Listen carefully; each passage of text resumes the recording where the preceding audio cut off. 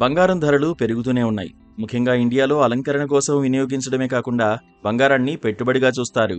ఈ క్రమంలోనే పెరుగుతున్న గోల్డ్ రేట్స్ అందరినీ ఆందోళనకు గురి చేస్తున్నాయి. 2024 ఏడాదిలో విపరీతంగా బంగారం ధరలు పెరిగాయి. మరి 2025లో గోల్డ్ రేట్స్ ఎలా ఉంటాయనేది ఆసక్తిగా మారింది. వచ్చే ఏడాది ఇదే వరవడి కొనసాగవచ్చని భావిస్తున్నారు మార్కెట్ విశ్లేషకులు. 2024 లాగే 2025లోనూ బంగారం ధరలు రికార్డు స్థాయికి వెళ్తాయా అని చాలామంది అనుకుంటున్నారు.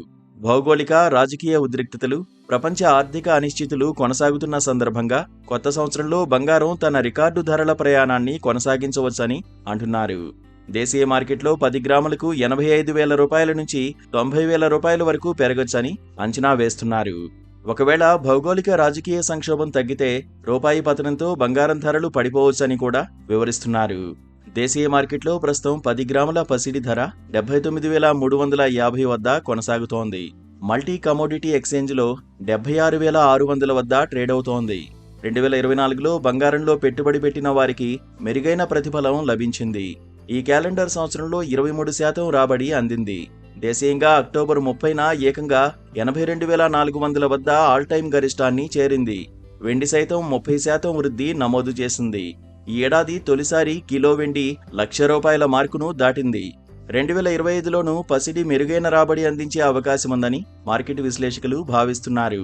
భౌగోళిక రాజకీయ అనిశ్చిత పరిస్థితులు, కేంద్ర బ్యాంకులు పెద్ద మొత్తంలో బంగారం కొనుగోలు చేస్తుండడం, వడ్డీ రేట్లు తగ్గింపు వంటివి ఇందుకు కారణంగా పేర్కొంటున్నారు.